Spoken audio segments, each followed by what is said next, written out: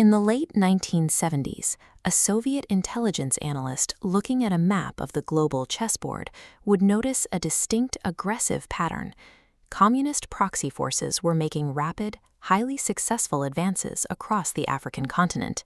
At the very bottom of that map, the South African apartheid state was cornered. Crushed under global economic embargoes, Pretoria found itself geographically surrounded, watching thousands of heavily armed Soviet-backed Cuban troops entrench themselves just across the border in Angola. Pretoria viewed the closing net as a total onslaught, a coordinated campaign threatening the absolute physical and political extermination of the Afrikaner people. This isolation forced the regime into a desperate strategic countermeasure. Intelligence agencies soon detected something deeply alarming.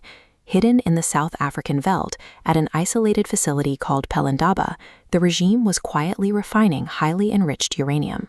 The foundation of this facility was actually laid by the United States. Early South African nuclear research was heavily supported by Washington under the ostensibly civilian Atoms for Peace program. This data visualization shows the orbit of an American Vela satellite over the Indian Ocean in 1979, capturing a very specific anomaly. That distinct two-spiked waveform is the signature of a double flash, a low-yield atmospheric nuclear detonation. This data confirmed exactly what the analysts feared. The globally condemned pariah state had successfully engineered an indigenous arsenal of 6.5 gun-type nuclear weapons. If an isolated state drops a nuclear bomb on its neighbors, it invites immediate, overwhelming retaliation from Moscow. Using the weapon meant guaranteeing its own destruction, leaving the true purpose of such a massive investment unclear. To understand the arsenal, we have to look at the Afrikaner doctrine of total strategy. The leadership believed that extreme, state-funded technological supremacy was their only viable defense against the advancing communist front. Yet, despite their deep diplomatic isolation, Pretoria's leadership was highly rational. They perfectly understood the Cold War rules of mutually assured destruction, and they knew they couldn't survive a direct nuclear exchange with Moscow.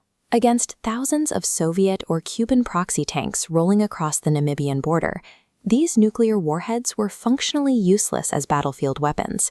They were never meant to be dropped.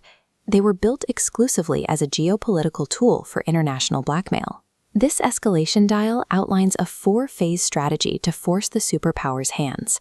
Phase 1, strategic ambiguity, hiding the arsenal to force Soviet hesitation. Phase 2, secretly revealing the bombs to the United States. Phase 3, a visible underground detonation in the Kalahari Desert. The entire architecture was designed to corner Washington. By threatening a global nuclear crisis, the regime intended to blackmail the West into intervening. By 1989, the geopolitical map fractures. The Cold War ends, the Soviet Union collapses, and communist proxy forces agreed to withdraw from Angola. Almost overnight, the external total onslaught threat matrix, the primary justification for the entire nuclear program, evaporates. The regime is suddenly forced to face an unavoidable domestic crisis.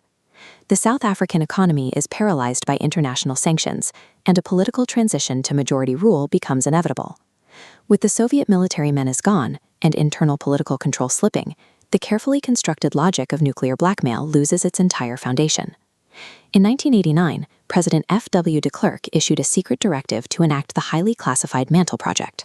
Operating entirely in the shadows, engineers melted down the highly enriched uranium, recast the material, and destroyed all 6 completed nuclear devices. The decision served 2 immediate goals. Publicly, it acted as a performative disarmament to shed the country's pariah status. Privately, it was driven by a deliberate mechanism to keep the weapon away from the incoming democratic government. By July 1991, the physical bombs were gone. South Africa became the first nation to construct and voluntarily dismantle its own nuclear arsenal.